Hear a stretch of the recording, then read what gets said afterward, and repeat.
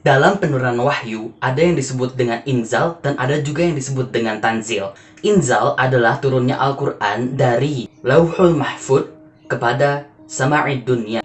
Dan yang tanzil adalah proses turunnya wahyu dari malaikat Jibril kepada Nabi Muhammad SAW.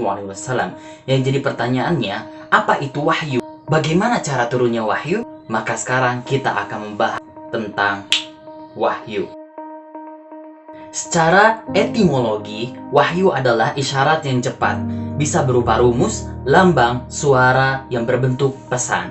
Namun, pengertian dalam Al-Quran tentang wahyu ini ada banyak. Yang pertama adalah seperti ilham kepada manusia, yaitu adalah bawaan dalam diri manusia yang terjadi begitu saja. Dan juga ada yang namanya ilham kepada binatang, yaitu seperti naluri. Bahkan bisikan setan kepada manusia dalam Al-Quran juga disebut dengan wahyu.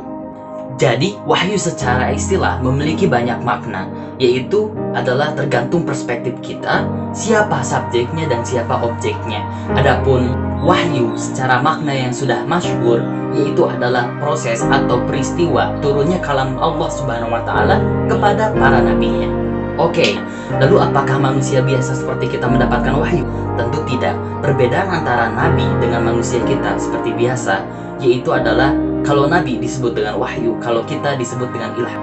Perbedaan antara wahyu dengan ilham adalah apabila ilham itu seperti rasa lapar, rasa senang, rasa marah. Adapun wahyu tentu sudah jelas itu adalah yang sudah kita bahas sebelumnya. Kembali masuk ke dalam pembahasan wahyu, yaitu ada 3 cara bagaimana Allah menurunkan wahyu kepada nabi-nabinya. Yang pertama adalah dengan memunculkan wahyu tersebut di dalam hati Rasulullah SAW dengan tiba-tiba. Yang kedua adalah dengan cara disampaikan oleh malaikat Jibril. Dan yang ketiga adalah dengan dibalik hijab. Maka Nabi Basharin, tidak ada orang yang bicara kepada Allah kecuali melalui 3. Tiba-tiba merasuk saja ke dalam hati, turun Jibril, au min wara'i hijab, dari balik hijab. 3. Apabila malaikat Jibril itu tugasnya adalah menurunkan wahyu kepada nabi-nabinya, apakah zaman sekarang masih ada nabi? Tentu sudah tidak ada.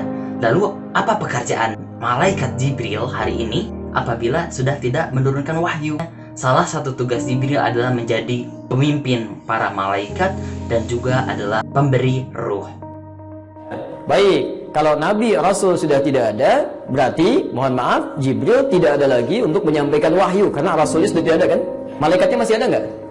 Masih. Apa tugasnya sekarang? Di antaranya memimpin malaikat-malaikat yang lain. Ya, nama lain dari malaikat Jibril disebut dengan ar-ruh. Ya, karena salah satu tugas malaikat Jibril itu juga ternyata bukan cuma menurunkan wahyu. Ya, dengan izin Allah dia bisa meniupkan roh. Namun turunnya wahyu ini tidak semudah apa yang kita kira. Bagaimana perasaan Rasulullah SAW ketika wahyu turun? Rasulullah SAW ketika menerima wahyu sangat berat. Jadi memang wahyu adalah hal yang gaib, metafisik. Tetapi reaksi atau dampak dari wahyu itu tidak gaib, karena ketika musim dingin Rasul sangat berkeringat, gerah. Dan ketika Rasul sedang menaikin unta, yang mana kita tahu adalah unta adalah hewan yang bisa mengangkat banyak beban, unta pun akan merasa kesakitan, keberatan ketika berada di atasnya Rasul yang sedang menerima wahyu. Bahkan ketika Rasul sedang bersenderan dengan Zaid bin Sabit, hanya kakinya saja yang bersender kepada Zaid bin Sabit. Zaid bin Sabit merasakan kenapa tiba-tiba kaki Rasul sangat berat ketika dia melihat sepertinya Rasul sedang menerima wahyu. Maka dari itu, jangan remehkan apa yang sudah kita dapatkan hari ini, yaitu Al-Quran. Ini adalah salah satu dari materi yang kita bahas dalam belajar ilmu Quran bersama. Lalu selanjutnya kita akan membahas bagaimana bentuk-bentuk turunnya Al-Quran.